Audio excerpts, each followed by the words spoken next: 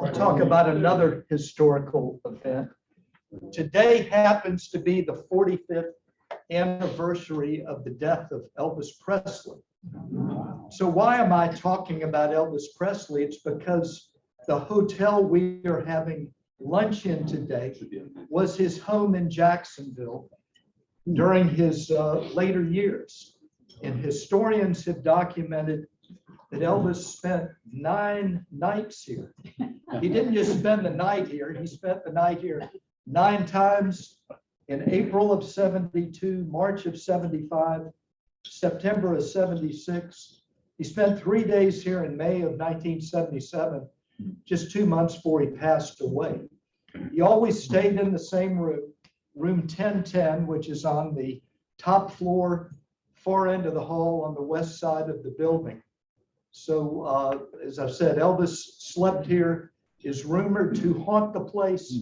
I'm told if you look at the balcony at sunset, you can sometimes see him up there surveying Jacksonville. But if we didn't have the Treaty Oak, I suppose we could be the Elvis Club with that kind of lineage. But Elvis has definitely left the building. We are going to talk today about the most significant aviation event that occurred in Jacksonville, and it occurred 100 years ago, this September 4th and 5th. And we're going to cover a little bit about the history of transcontinental travel. People have always sought to get from sea to shining sea. And 200 or 300 years ago, they sought to do it faster than the previous generation. We're going to talk about the invention of the airplane and the first crossings by air. We're going to talk about Jimmy Doolittle's record-setting flight in 1922, his later accomplishments, and his triumphant return to Jacksonville 58 years after the event. Subsequent coast-to-coast records, and then a little bit about I have retraced Doolittle's route in my airplane on 2 occasions now. Well, let's get started with the history of going coast to coast. 230 years ago, a Canadian is the first one on record to have done it, and it took him a year under some fairly rugged conditions. In the 1860s, the development of the railroad, transcontinental links, took about a week to get from New York to San Francisco.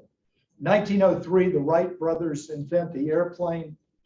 And just 7 years later, William Randolph Hearst offered a $50,000 prize.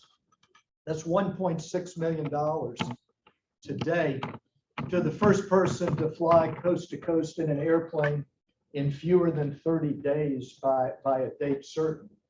No one was able to pull that off, but 2 individuals tried. One was a man named Cal Rogers, who went from Brooklyn, New York to Pasadena, California. He crashed 12 times, made 75 stops, 84 days, and his airplane is on display at the National Air and Space Museum in downtown Washington. The first Jacksonville connection was Robert Fowler, who at about the same time flew from San Francisco to Pablo Beach.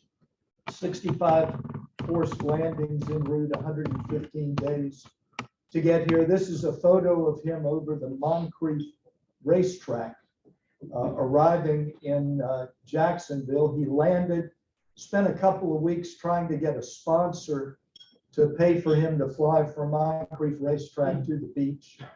Finally accomplished that and arrived at the beach a short time later. So these were baby steps, took a long time, was very dangerous. One of the reasons Jacksonville comes into play on these record-setting flights is Jacksonville to San Diego is the shortest distance from sea to shining sea. You want to go coast to coast, you want to set a speed record, shorter distances are better. It's about 2,150 statute miles from San Diego to Jacksonville. And this gives you an idea of why that's the case. It's because the coast kind of pinches in on each side. By 1919, some more serious, capable airplanes had been invented. And at this time, a Major J.T. McCauley, the records from this point forward were set by Army aviators. They were the ones who had the capable airplanes. And he flew from San Diego to Pablo Beach, which became Jacksonville Beach, I think, in 1925, in just a little bit shy of 26 hours. So the race was on to do something significant. 2 years later, Lieutenant William Coney cut the flight time down to just over 22 hours. But it took him several days to accomplish that. And he was killed in an airplane crash on his return trip to San Diego. This whole presentation really starts with Jimmy Doolittle, arguably one of the greatest American heroes from the past century. And he performed his first great feat here in Jacksonville. He was born in California, 1896, but raised in Alaska. That's very important because he grew accustomed to very adverse, rugged circumstances, and that skill served him well the rest of his life. And he lived to the ripe old age of, I believe, 96. So very accomplished career. Highly educated, went to the University of California. First person in history to receive an aeronautical engineering doctorate from the Massachusetts Institute of Technology. But he enlists in the Army in 1917, is singled out as someone with a lot of potential, trained to fly in 1918, and eventually is selected to attempt a record-setting transcontinental flight from San Diego to Jacksonville. This is a photo of a young Jimmy Doolittle. The first record attempt was made in August of 1922. It was a failure, and I'll explain that in just a minute, but the airplane they selected was known as a de Havilland IV. It was powered by a Liberty engine, produced about 400 horsepower, very unreliable, water-cooled, was always catching fire.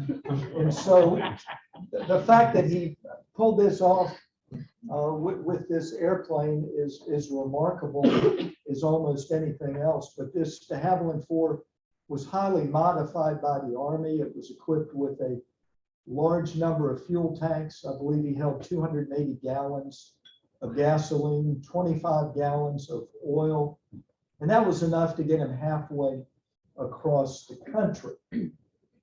He takes off from San Diego and takes several days to get to Jacksonville, arriving in July of 1922. This helped him become familiar with the route because there were no navigation aids at the time. There was no GPS, no LORAN, no navigation beacons. It was picking out bodies of water and sometimes following railroad tracks. And we'll hear more about that in a minute. But this is a photo of Jimmy Doolittle on Jacksonville Beach with his ground crew. He had, not to diminish his accomplishments, but he had a fair amount of help. I mean, that's quite a pit crew right there to help prepare your airplane. The de Havilland IV biplane, as I've said, was very unforgiving airplane. There is currently no flying de Havilland IV in the world inventory. 2 years ago, someone attempted to build a successful replica and fly it. This is a picture of the replica in its early taxi tests. It was a warplane. It had a machine gun mount on the rear cockpit, and Doolittle's plane that was taken up with a fuel tank. But when they attempted to fly the replica, that's what happened. The pilot was not killed. He survived. But again, there is no flying de Havilland 4 anywhere in the world. They built about 15,000 of them. Wow. But they crashed in tremendous numbers. They were made of wood. They didn't last long, and it was known as the flaming coffin because of its tendency to catch fire, and it was, of course, all made of wood. But with all these preparations, Doolittle sets out to become the first person to cross the continent within the course of a 24-hour day. That's the record he is going for, and the record he eventually set here in Jacksonville almost 100 years ago. So the night of August the 6th, 1922, he's ready, but things didn't go exactly as planned. Word got out of his flight, and at least 1,000 people descended on the beach that evening to watch him take off. There was no crowd control. He had to leave at night in order to make the final half of the flight in daylight for a variety of reasons. And it was high tide. And so the airplane had a very narrow strip of beach to use as a runway. And as he began his takeoff, the crowd surged forward. He kept steering closer and closer to the surf. Eventually, his left wheel hit a hole, and the whole contraption flipped upside down into the surf.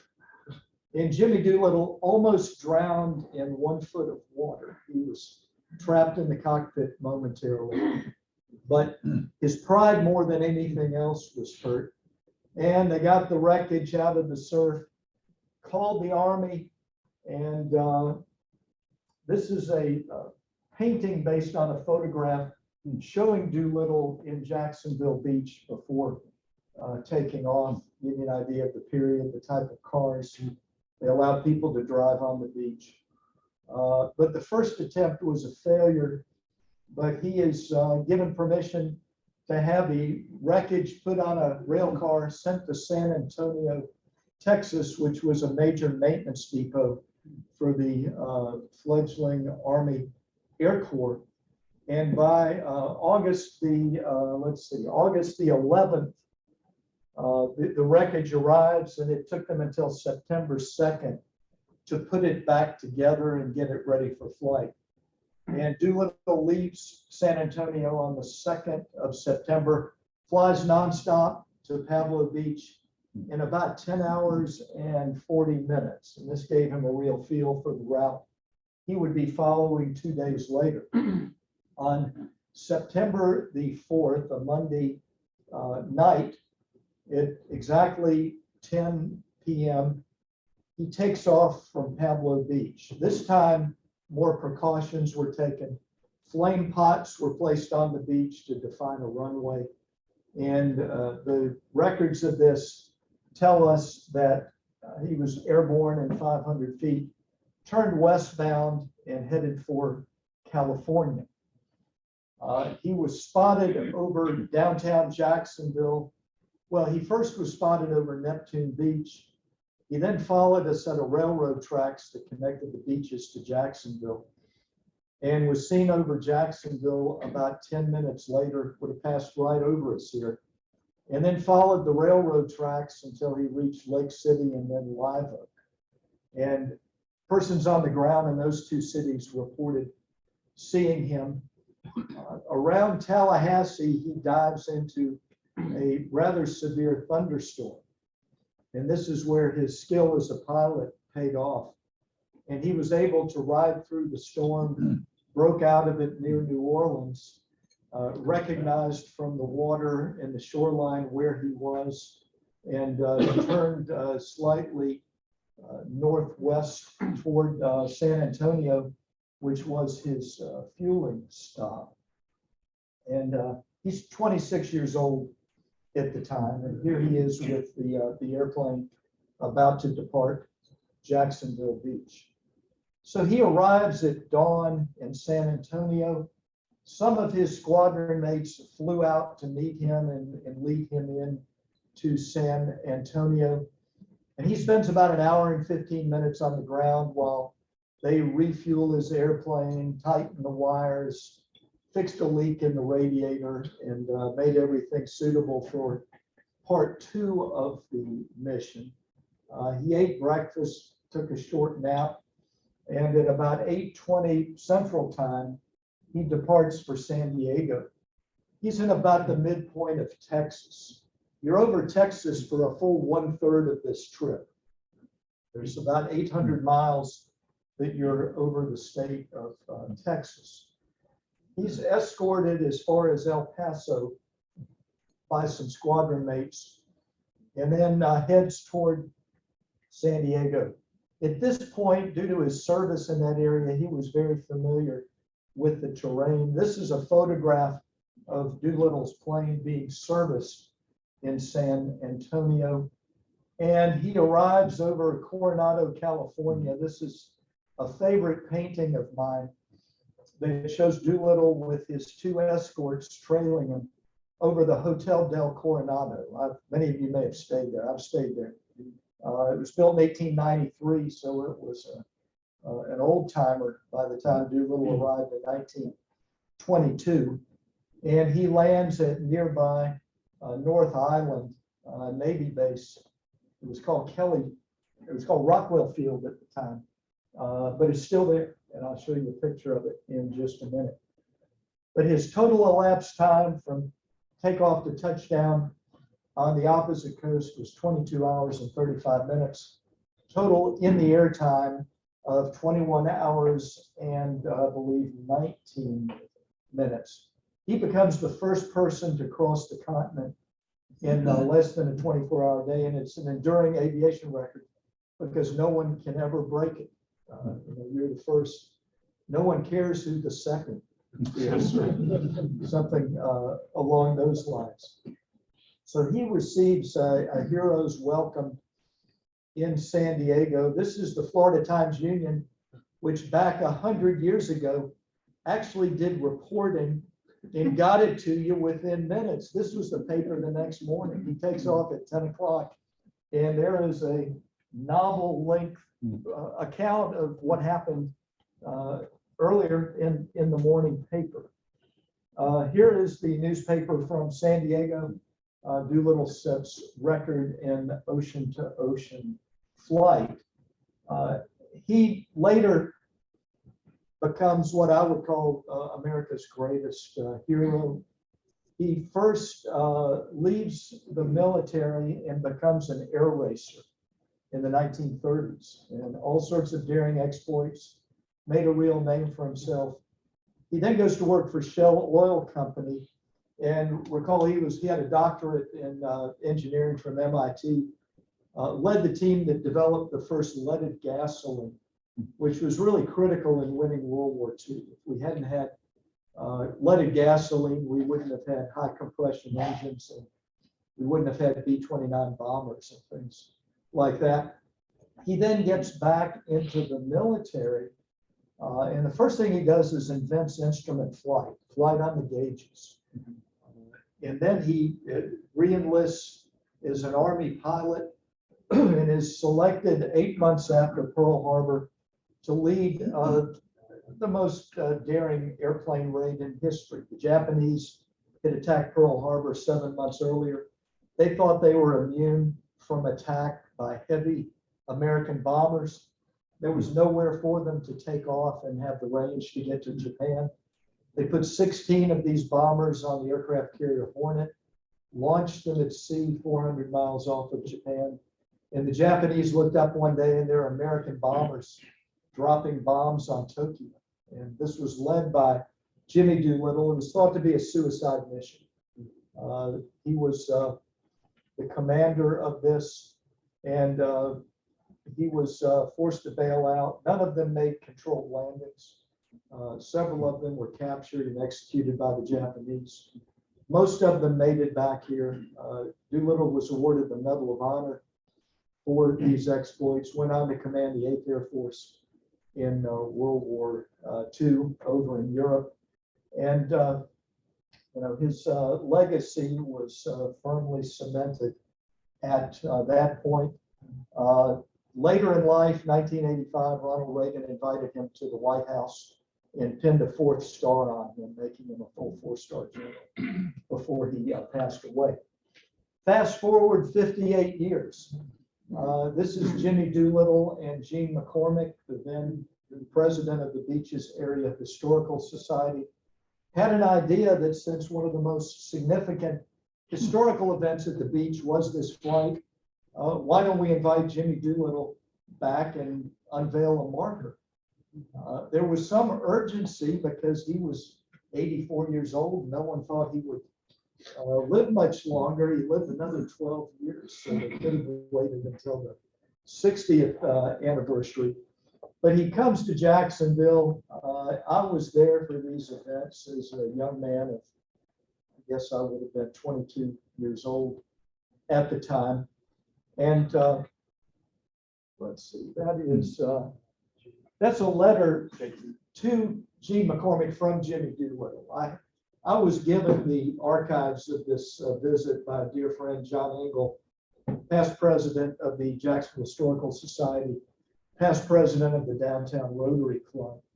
And John was a retired Navy admiral and was able to contact Doolittle and get him to come to Pablo Beach on a couple of conditions. Number one, he was not going to spend more than 24 hours here, and he was not to give any speeches. And you'll see in his correspondence to Ms. McCormick, provided no speeches are required. So he arrives in town one afternoon, is taken to the Ponte Vedra Club where he spent the night and was the guest of honor at a small banquet. The next day, he was honored at the Jacksonville Beaches Historical Society property on Beach Boulevard, where a historical marker was unveiled. Anybody in aviation at the time was there. The head of the FAA, senators, congressmen, you name it. Jake Godbold declared it Jimmy Doolittle Day here in Jacksonville. And so the town really got together to honor this man who had given so much for his country. And here is Jimmy Doolittle standing on the sidewalk on Beach Boulevard. I believe that is Congressman Bill Chappell, who was with him. And they unveiled the marker. Yours truly took this picture. It's an old Kodachrome slide I was able to resurrect. A squadron or a small group, 4 F-106 fighters did a flyover. I have the specs for the flyover. They were supposed to be at 1,000 feet over Beach Boulevard, traveling at 320 knots, east to west. I was there and they could not have been at more than 100 feet. Because I could see in the cockpits with the pilots and their helmets and everything as they came by, and the general really appreciated the Air Force flyover. And then everyone adjourned to the restaurant that was on the ocean right just north of Beach Boulevard. It was part of some city properties back then, and a banquet was held in Doolittle's honor. Again, no speeches, but he signed autographs. One of the things that Gene McCormick did is she found that the Smithsonian Institution was selling, of all things, a coloring book in the Smithsonian Institution gift shop in Washington that chronicled Jimmy Doolittle's life, including the Pablo Beach flight. And she bought 100 of them. And the night before, convinced the general to autograph each one. And I have somehow wound up with 3 or 4 of them in my collection. But that's what the page commemorating his flight says, and his signature is right there. I was able to convince the general to autograph the front cover of my first pilot logbook. So got to talk to him briefly. And this is some original correspondence between John Engel and Jimmy Doolittle after the event, thanking everyone for giving him such a warm welcome. here in Jacksonville. And these are now in the archives of the Jacksonville Historical Society. That is the historical marker. If you know where the Beaches Historical Society Museum campus is located, it's at about the midpoint of their campus on the north side of Beach Boulevard, just behind the white picket fence on the sidewalk, where it stands to this day commemorating this most important aviation record. Jimmy Doolittle's later life would be finally receiving recognition as perhaps the most accomplished pilot in the history of aviation. The record from Jacksonville to San Diego can never be broken. And about 7 or 8 years ago, I was in Washington, D.C. on business. And I had some free time one Sunday afternoon, and I went out to Arlington Cemetery and paid the general a visit. He lies in a place of honor on the hill behind the Tomb of the Unknowns, with generals and Apollo astronauts and people of that distinction. And many of them have these ostentatious monuments on their graves, but this speaks volumes about who Jimmy Doolittle was. He specified that he wanted the same marker that the men that served underneath him were afforded. And so he has a plain tombstone distinguished with gold letters because he's a Medal of Honor winner and a general. But that's at Arlington Cemetery. His wife, Josephine, I think they were married 72 years, lies there with him. To finish up, I've got just a little bit of time. The quest to cross the continent in record time continues. These gentlemen shortened the time to about 13 to 14 hours in the 1930s.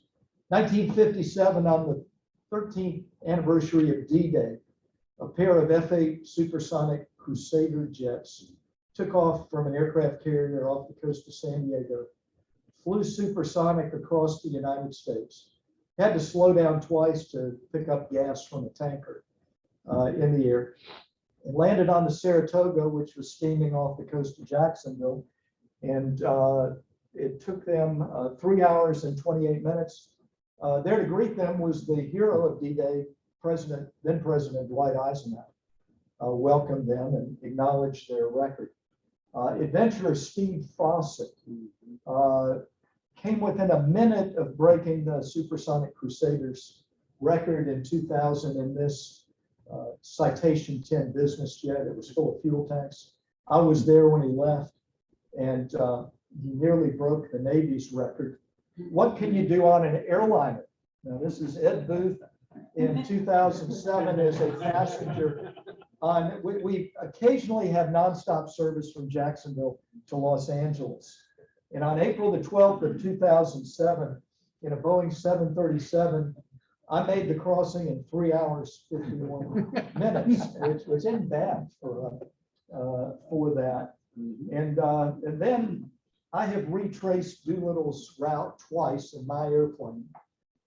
This airplane has a rotary connection. I bought it from Byron Fuller, a retired Navy admiral who was POW in Vietnam, and I purchased this airplane from him about 32 years ago, and made two trips. This is San Diego to El Paso to Beaumont to Jacksonville in 14 hours, 53 minutes. And then 5 years ago, my son and I went from San Diego to El Paso to Houston, which is Sugar Land Airport to Jacksonville, in 14 hours and 19 minutes. So that's what you see on this trip is interesting. The first major landmark you come to is the Mississippi River. Texas is one big piece of real estate. You're over Texas for more than a third of the trip, and then you start getting into mountains. You got to be at about 9,000 feet to clear on the southern route. The direct route actually takes you over part of Mexico, which fortunately is controlled by American air traffic controllers. But that is Juarez, Mexico, a place you wouldn't want to make an emergency landing. And then more mountains. And then this is my approach into Lindbergh Field in San Diego. You see on the left, Jimmy Doolittle over the Hotel del Coronado. 95 years later, I'm over the same hotel, which is very recognizable. And then this is where Doolittle landed. That's North Island Naval Facility.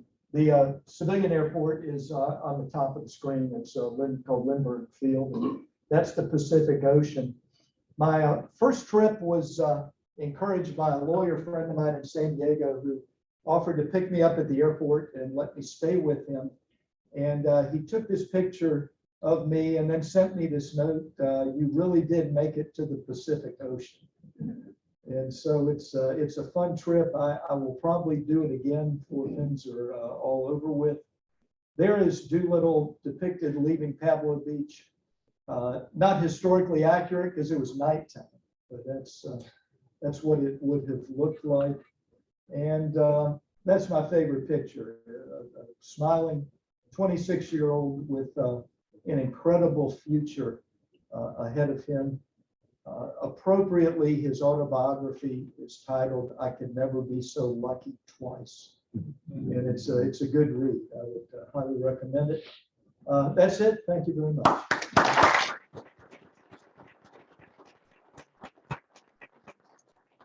I hope you could stay and answer some questions, folks. And here's a four-way test coin. And if you want to lead us in the four-way test, I'd appreciate it. Let us recite the four-way test. First, is it the truth? Second, Third, goodwill, friendships. Fourth, all concern. All right. Please, a reminder, next week we'll have Lisa Reineman, our St. John's River Keeper, to speak to us. And also, just a reminder, board meeting immediately to follow the meeting. Thank you.